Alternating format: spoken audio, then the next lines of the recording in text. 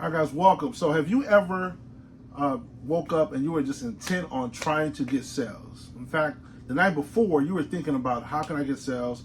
I got to close business. And you start thinking about all the things that you have to do. We're going to talk about in this video how you got to stop doing that. Stop trying to get sales every single day. And I know that sounds taboo, especially if you are in the sales business. I've been in sales, guys, for over 30 years. Sales has always been my profession. And it wasn't until I applied this principle that I started to increase my sales. So you're going to want to take notes. This is going to be a little bit longer video than normal, but I think it's going to be beneficial for you. So who's this for? This is for anybody who has a sales job. This is for anybody who is an entrepreneur, and maybe they grow their business by getting sales on a daily basis, whether it be online sales, service-based sales. If you have product sales, it doesn't really matter the formula or the type of sales, as long as you realize that the more you try to get sales, the least likely you're going to get sales. Now, let me just backtrack a little bit and give you a little background on what I mean by that. I used to work for a company where I was in charge of doing global sales, industrial products, right? So my job was to contact vendors, it could be janitorial companies, manufacturing companies, and I would sell them normal janitorial type needs. Now, when I first started doing this, I listened to all the sales training they provided, as all companies do, and it took a lot of the common knowledge that I had about sales, and I applied it, and I was pretty successful. But then I realized that I was coming to work every single day because this was a commission job, right? So I would come to work every single day with this thirst to get sales, right? I was trying every day. How was I trying, right? I would look at my list, and I was intentional who I was calling every day on that list, right? This is things we're told to do, right? Every call, I was focused. Sometimes I would stand up, and I would be intent on getting this sale. Sometimes I would sit down, and I would just lean over. My posture, was really all about getting the sale. Was trying so hard to get the sale. And I realized that the more that I was trying to get the sale, the harder it became. Has that ever happened to you before? Have you ever been trying so hard to get the sale that you found yourself kind of talking yourself out of the sale? Or maybe you woke up with this intent to get sales, and then that was one of your worst days ever. Right? That's what started to happen to me.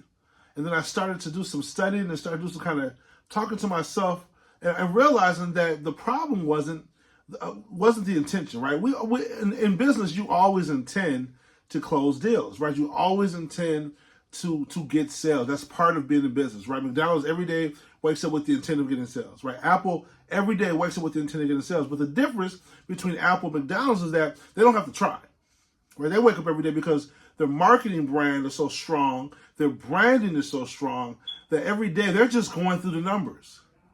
And that, my friend, is the difference between a business that is set up on systems and an individual who's set up on talent.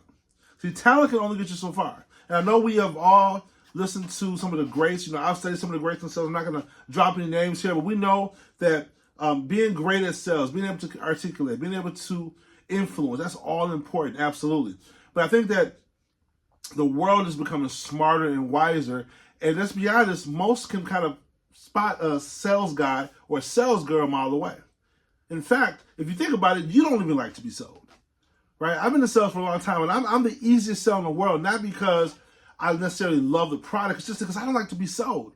I go into a place, I know exactly what I want based on the information that I've gotten. In 2024, we live in a world where information is abundant, right? We can get information about a product or service pretty much anywhere, whether we're watching this channel right here, right, going to YouTube, or we're on Facebook, or we're Google, right, Yelp. There's so many different formats to find information about a product or service before you can buy it that there's really no need to be sold on it.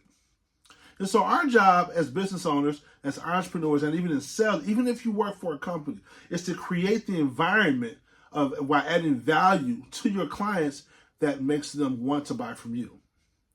Because ultimately, can we agree that it's really their choice? It's always the customer's choice who they want to buy from, right? Pepsi and Coke have similar products. We choose who we want to buy from based on our personal experiences, right? Based on our personal preference, based on the marketing that's been done to us. Maybe it's the circumstances. For example, if it's a hot summer day and I'm a Pepsi drinker, but I go to a restaurant and all they sell is Coke, do I not buy the Coke? No, I'm going to probably buy the Coke because I want a cola ultimately, right?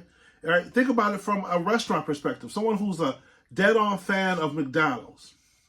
They love the quarter pounder with cheese, right? They don't have to be sold on it because they've had it so many times. But if your first time going to McDonald's and you've never had McDonald's before, you might not be as sold, right? You might open up your phone and start doing research and realize, oh my God, I don't want to eat McDonald's. They say this about McDonald's. They say that about McDonald's. And no matter how much marketing has been done, the research for them tells them, no, it's not a good idea. So this is why when it comes to your product and service, ask yourself, are you marketing yourself in a way where you're adding value to your audience? And do you even have an audience? If you don't have an audience, that's the problem. You got to start to create an audience. That's what this channel is about. This channel is about adding value and providing a source where you can get information that's valuable. And guess what? Whether you buy from me or not, you can honestly say that, you know what, I went to his channel and I got information that helped me. That's what this is about. Are you providing value like that to your clients? It doesn't have to be like my channel or anyone else's channel. Do it for you. Do it the way you would do it. Do it in your niche, but make sure that you're finding a way to add value. You can do this in so many different ways. Some people use their social media, like for example, if you are a Facebooker, right, or you would do IG, you might use your posts to educate people, right? You might find ways in your niche to help people to get information that can help them accomplish whatever goals they're trying to accomplish without them having to buy your product. And if you provide enough information to help them accomplish their goals for free, they're absolutely at some point going to come to you and pay, because they feel like, well, wow, if you gave me information that was this valuable for free, how much more would you give it to me? Even better information and better services if I paid you. Right? But maybe it's not a service-based product. Maybe it's just a tangible product.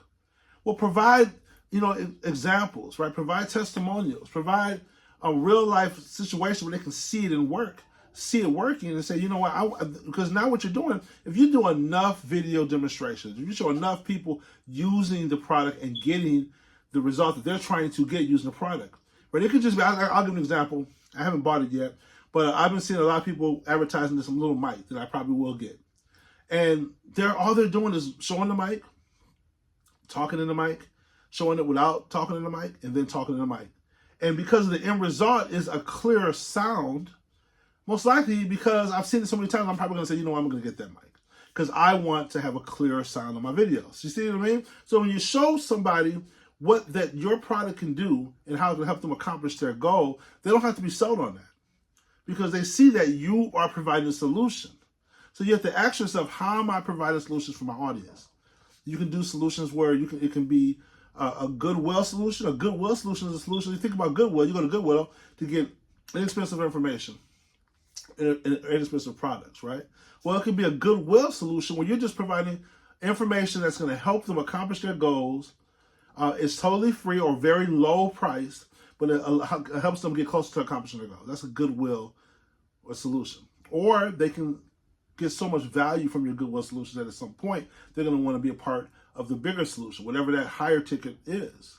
But it starts with the intentionality. You don't want to wake up every day trying to get sales, because the more you try, I remember this story that I heard a long time ago, and I've been telling it ever since. If you think of a cat, right? Cats are not I'm not a big cat fan, but if you think about cats are an interesting creature, because if you chase a cat will absolutely run every single time. Literally every single time you chase a cat, it's going to run. So if you want your cat to come to you, getting up and running towards it is not going to do it. But if you sit back and you relax and you chill, most likely the cat will take its time slowly but surely and walk up and creep up on you. And I think that you have to take that same mentality when it comes to sales, right? Yes, it's important to increase your skill set. So you definitely want to get better at having conversations. You want to get better at tonality. You want to get better at pacing so that you're not talking at people. You want to know how to do closing techniques and all those things. I'm not minimizing that, because the higher you increase your skill set, the higher you're increasing your ability to communicate with people, the higher that you're increasing your ability to connect with people, and more importantly, understand and hear what people are saying, listening to people. You're going to be a better communicator. You're going to increase your skill set. But you want to put that skill set in the environment that's already high value. You want to put that skill set in an environment that's already inviting to your audience and allowing them to make a decision that makes them say, you know what, I want to work with you. Because no matter what we're talking about, no matter what service or product we offer, can we agree that there's hundreds, thousands, if not millions of other people doing the exact same thing? And so you want to make sure that you stand out, not because you are convincing someone that you stand out. You don't want to high pressure someone to show you that you stand out, right? You want people to know, like, and trust. You want them to believe that you have their solution. You have what they need to accomplish the goal they're trying to accomplish. So when you stop trying and you start adding value to the world, you're going to start to see, slowly but surely, your sales are going to go up. You're going to be more confident. And you're going to feel better about what you're doing because you're now helping people to accomplish the goal they're trying to accomplish. All right. So that being said, thanks for tuning in. If you've tuned in this long, do me a big favor. Hit the subscribe button because that's how we grow. That's how we get this information out there. And, of course, like this video as well. If you have questions about anything I'm saying, or even if you disagree with it, comment below, and I respond to all my comments. That being said, God bless. Be great. I'm looking forward to working with you in the next video.